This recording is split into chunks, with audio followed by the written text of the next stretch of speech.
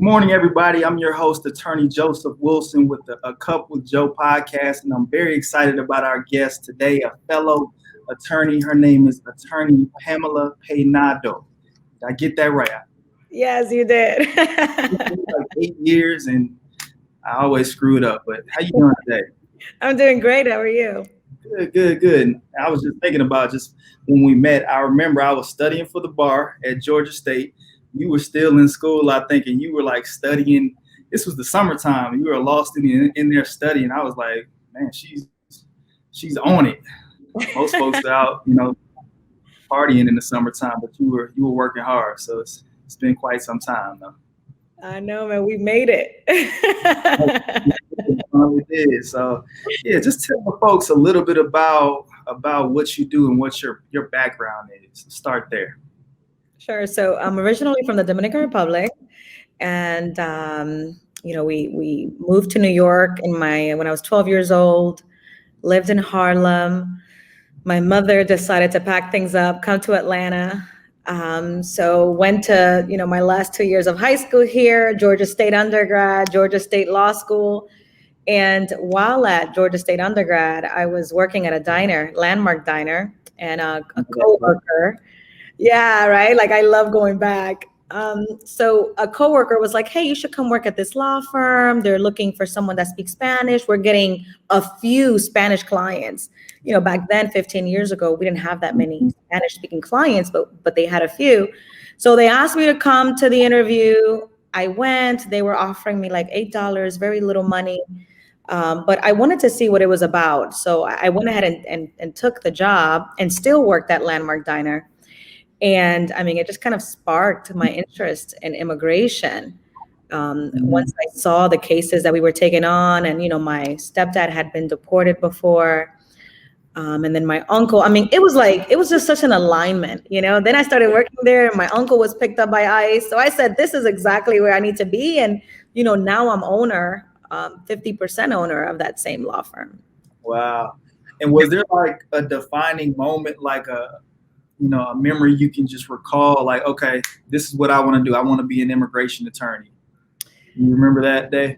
I think it was definitely when my uncle was picked up by ICE, because I just saw kind of like the back end with my grandma and my mom, and just the stress that it caused them, and the fact that I was able to relate to them what was happening. Because I was involved in it, right? I was handling the case, but I just wonder, if it were any other attorney, right? Like, would they have been made at peace? Because they hired this other attorney, and the other attorney didn't do a really good job, basically took the money. So I was like, this is what I need to be doing for other families, kind of consoling them and keeping them informed and working hard on their case.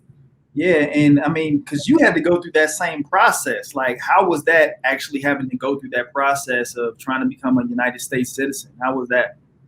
Oh my gosh, it's so funny, because when I was very little, I would always tell it. I mean, everyone in the Dominican Republic dreams of coming to the United States. Like, that's a fact.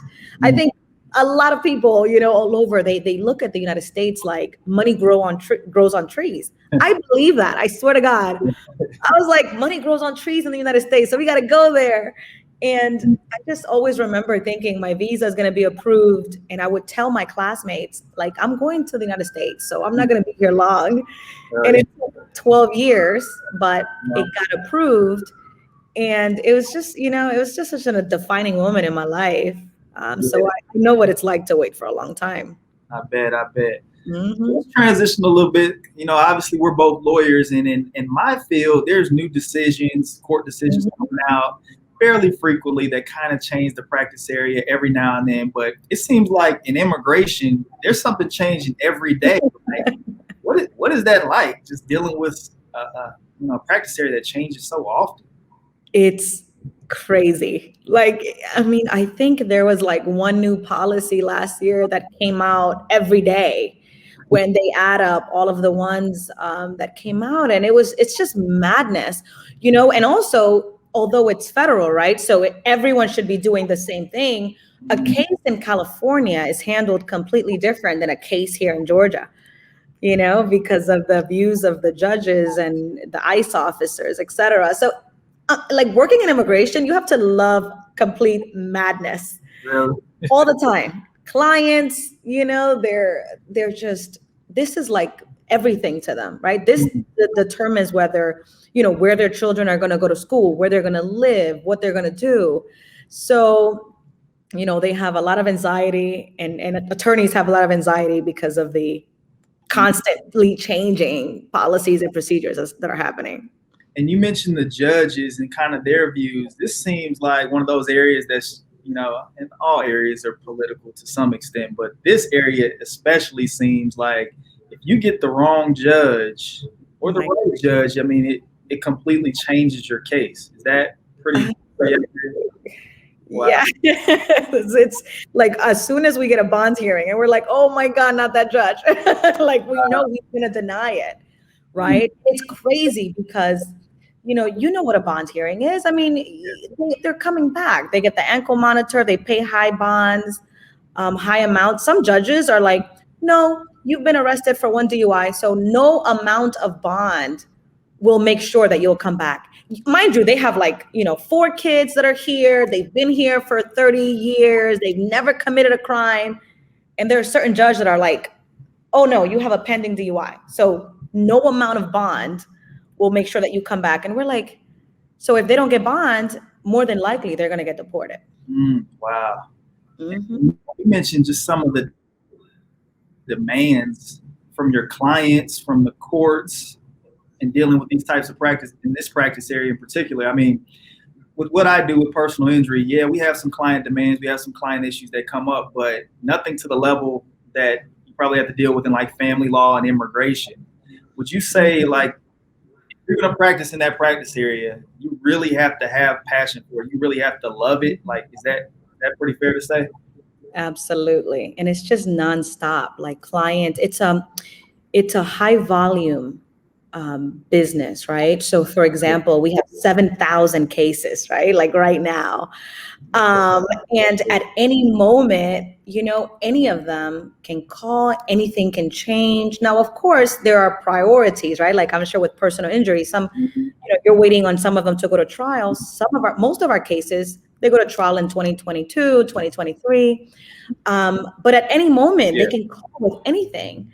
And you have to have such high energy all the time because it's like 24 hours nonstop of appointments, hearings. It's crazy, huh? Yeah. Pam, tell us how you balance and, keep the stress levels regular, or try to at least. What do you do to deal with all of that? Because I'm sure we have a lot of folks who are watching and listening to this who have highly stressful jobs, but are not balancing it well. Like, what do you do for that? That's I'm still trying to find that balance, but the way that I look at it is like, I try to do my best in that moment, right? Like if I'm preparing for a case, if I'm talking to a client, if I'm, having lunch or whatever it is I'm doing, I try to focus on that moment and try to have, I don't want to say a good time, but, try to do it with as much passion and enthusiasm as I possibly can. So it's like, whether we lose a case, whether something happens, I don't let it bring me down because I know nothing else could have been done. I know we gave it everything in that moment. And, just try to enjoy life a little bit, pick up other things and, just try to keep your energy high. Yeah, we were talking before we went on air, you're on that piano. And they call me Beethoven. Okay. That may be a stretch, but not much. She's good, guys. She's good. It's so much fun. I mean, it's such a stress reliever. And I think, Joseph, a lot of attorneys that I know, they get very consumed with their cases, and rightfully so. It's very easy to let it consume you. But we can't be our best lawyers if we're not truly happy with who we are as a person, because being a lawyer is just one component. So I encourage all attorneys to pick up a hobby and, to try to live life, because if you're not happy, what are you going to do? Yep. All the world's not going to make a difference if you absolutely.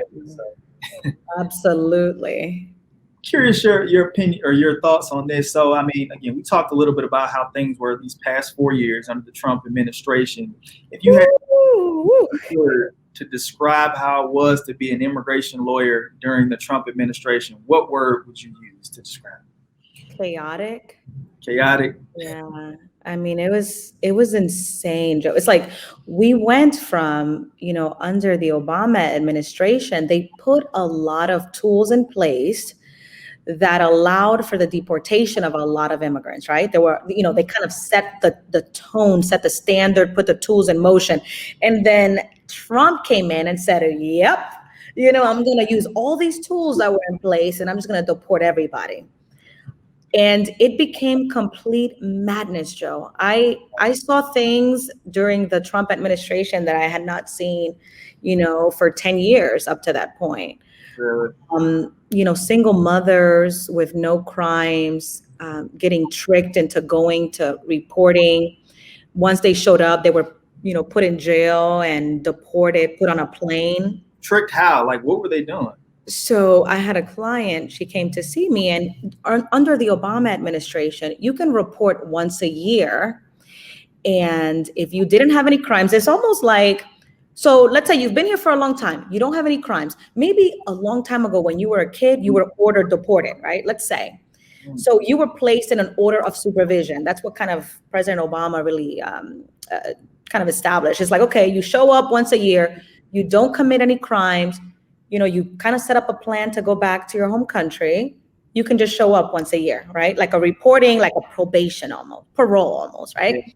Well, then Trump came in and said, no, when they come to their supervision, lock them up, send them back. So imagine, Joe, you're used to doing this reporting once a year for 8 years, right? And then all of a sudden it's like, oh, well, I'm just showing up to a supervision. Like this is what I've been doing for years. And they would talk to their officers and the officers would be like, yeah, come on, we're not going to detain you, and then detained, deported. Wow. That's crazy. Wow. So it seems like, there was just a dramatic shift. Absolutely. From the Obama administration to the Trump administration where all hell broke loose for you guys and you're just around, your head's on fire pretty much. From one day to the next, it was crazy, like just so much enforcement, and it's crazy. So to play devil's advocate a little bit, we hear on some of the more conservative news media programs, at least during the Trump administration, one of their biggest reasons they always claim for, for the immigration reform, so to speak, was that all these immigrants were coming in, they were taking American jobs, they were taking jobs from the everyday American. Like, how does that play in all of this? Is there any real validity to that, or is that just an excuse to try to, like you said, deport everybody who's, not born in the United States? What are you saying? Yeah, I definitely think it was an excuse. Immigrants bring so much to the economy. Everywhere you go, every restaurant, every hotel. Right. You have immigrants doing very difficult jobs, at the poultry locations, at the farms, everywhere. And, there's just no truth to that. They come in, and just like my family, we come into this country and we work hard. And all we want is just for a better life. My life in the Dominican Republic was terrible. We didn't even have indoor plumbing, right? Like it was crazy. So when you come here, your mindset is, I can make it here. I can work hard and get to where I need to get to, right? So I don't believe in that immigrants are taking jobs. I think we help the economy and we help the community. Right. I completely agree with you. And if we're being frank about it, a lot of immigrants come here and do the jobs that a lot of white folks and black folks don't want to do because they've been here their whole lives and they think it's quote unquote beneath them, so to speak. And these are things that need to get done. These are good jobs that, again, these things need to get done. We just it's an excuse again to try to keep these folks out of the country. Like, how many folks would you say have been deported in the Trump administration, like compared to Obama? Oh my gosh. There's no really way I can give a number because there's just so many. I would say definitely probably double or triple the amount. But the thing is this, right? That Obama deported a lot of people, but these were based on a priority list, right? So if they had any felonies, right? I mean, Yeah. it is what it is, right? They were put on a higher priority. Okay. Under the Trump administration, they said everybody's the same, everybody has to go. Right. So that's why, you get somebody that has a felony, okay, and they get picked up, you're almost like, I'm going to fight, I'm going to apply for a waiver. But then when you get a single mother, right, who's been here, never committed any crimes, pays taxes, has a cleaning company or has any other company, and they get detained and deported, you're kind of like, wait a minute, like this is a huge difference, a huge shift. Yeah, and did you actually get to handle or know someone who handled some of those cases? Because I mean, we saw on the news where children were getting separated from fathers, and it seemed kind of far away from me because I don't know anybody personally who had to deal with that and go through that. But tell us more about that. I don't know if you had to. Yeah, definitely had clients, and when people were calling me about it, I almost didn't believe it. I'm like, wait, what? But essentially what Trump did is to kind of say, don't come into the country. What he did is he said, I'm going to prosecute whoever comes into the country. Basically is what he said, I'm going to prosecute you criminally. Mm-hmm. And what that did was, let's say, you come in with your children, they're going to prosecute you, Joe, put you in this facility, but they don't allow children in that facility. So they're going to put the children in another facility. And they didn't have the resources in place to say, okay, this kid belongs to this dad. And so it became complete chaos where, these men were in prison, right? Because they were being criminally charged with entering the country, and then these children were somewhere else being transferred to different holding facilities that held children. Right. And had no tracker. So it was complete madness when I would get calls and say, hey, I can't locate my kid, I don't know where he's at. So I would randomly call all of the holding facilities that could hold children and just say, do you know this kid? Like the name. It was the weirdest thing, Joe, that I've ever encountered. The weirdest. Were the kids' facilities, were they at least close by to the parents, or were they in a completely different state? I mean, what were they? Or was it just no rhyme or reason? Was it just random completely? So they would have them, there in Texas, wherever they crossed the border, but then these kids were being sent out to different, places and different cities. And that's when the chaos really came in, because again, they didn't have it organized where they were like, okay, we're going to prosecute these men. Then let's make sure we have a way to connect them, put something. Yeah. These were some of them were babies, 2, 3, 4, that's crazy. So it was just madness. Yeah, I was just thinking, I mean, is this intentional or is it just, unorganized negligence? I mean, I'm hoping they're just not intentionally what, we're going to just destroy these families and break them up. Or was it just they were just so unorganized, so careless, which is kind of consistent with what we've seen from that administration? Does it seem more like that to you? I think, Joe, that you have to have seen that coming, that end result. I mean, it's just so reckless. Right. To not see that being a result of a consequence, right, of detaining these men in these facilities and these children in these other facilities. There's no way they could have not seen that. Probably. Mm-hmm. I like reckless. Yeah, we're using our legal knowledge here. Just madness, Crazy. So, I mean, and we also heard about the conditions of some of those places. Tell us something about that. Tell us a story about that, because I mean, we've seen it, but what's the real? No, yeah, I mean, we all saw the photos online. I mean, the cages. This stuff was built last second, and again, very unorganized, no rhyme or reason. Some of the kids would say that they were hungry, that they were crying for days. And what they would do is, if there was a family member that could come pick them up, then they would go pick them up. And that's even more madness, right? Because it's how do you identify these children? No one really has birth certificate. No one really has passport.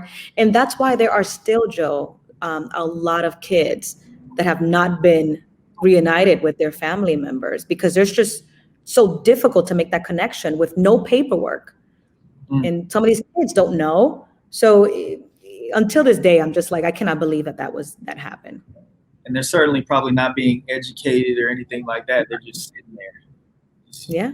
It's just like, I mean, just not even treating people like human beings. And I mean, I think that's the biggest problem we have in our society is treat some folks like humans, but if you don't look a certain way, you're going to be treated less than. It's Absolutely. Sad.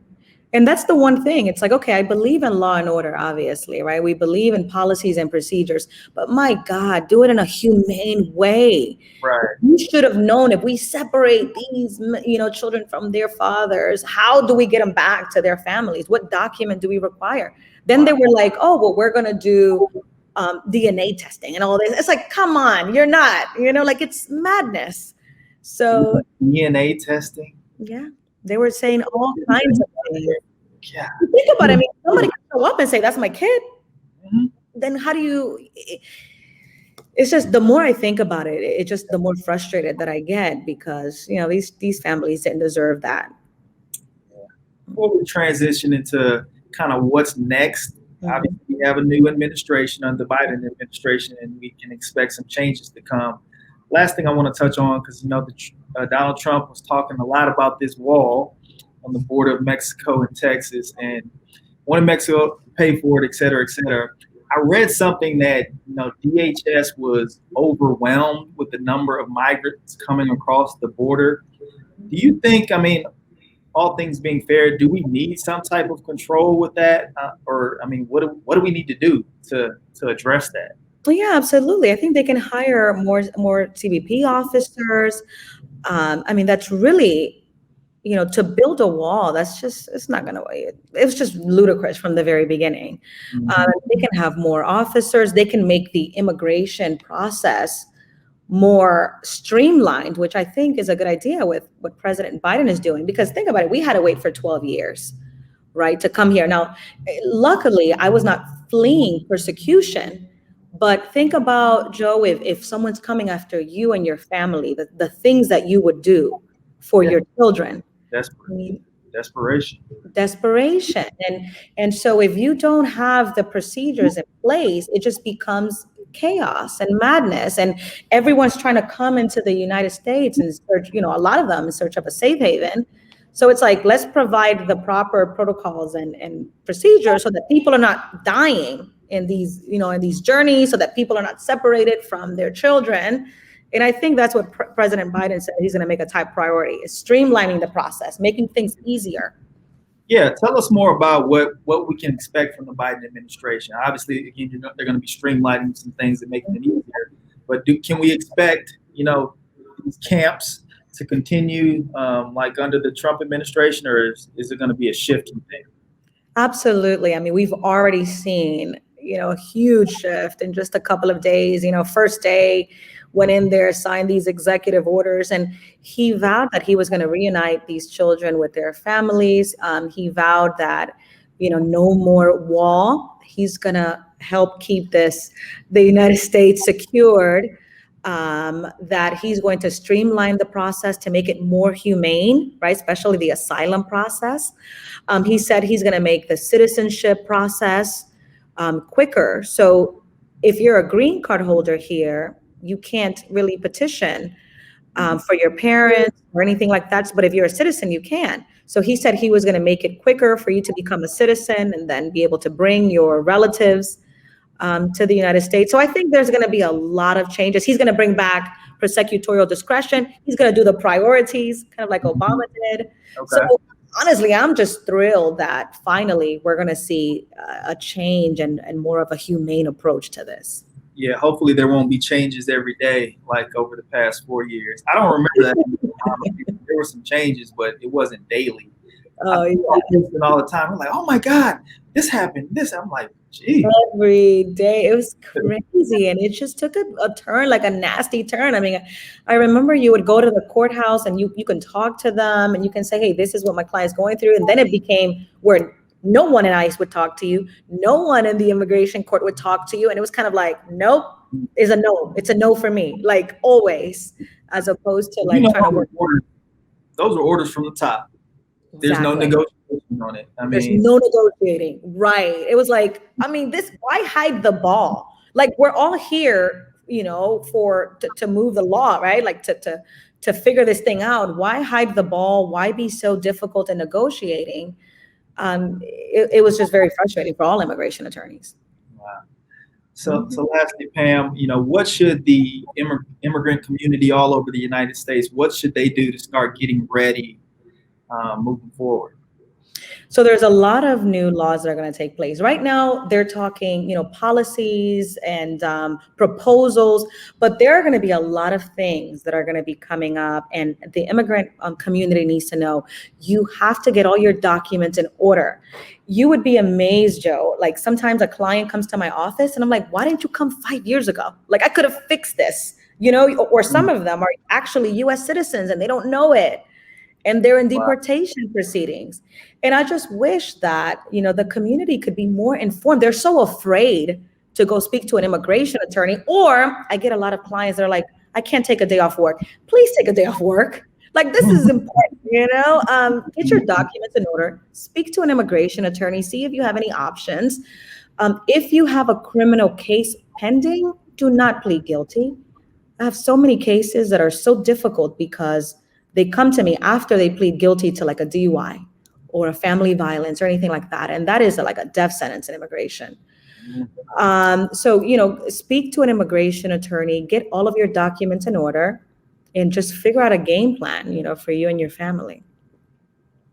We appreciate all of your expertise and knowledge on this very important subject. Tell the folks how they can get in touch with you if they want to. Absolutely. So you can follow me on Instagram, Atlanta Immigration Lawyer. You can call my office, 404-892-8300, or you can go to our webpage, leelawusa.com. All right. Well, thanks again for joining the podcast, Pam. We really appreciate it. My pleasure, Joe. Thank you. All right. Thank you. Bye.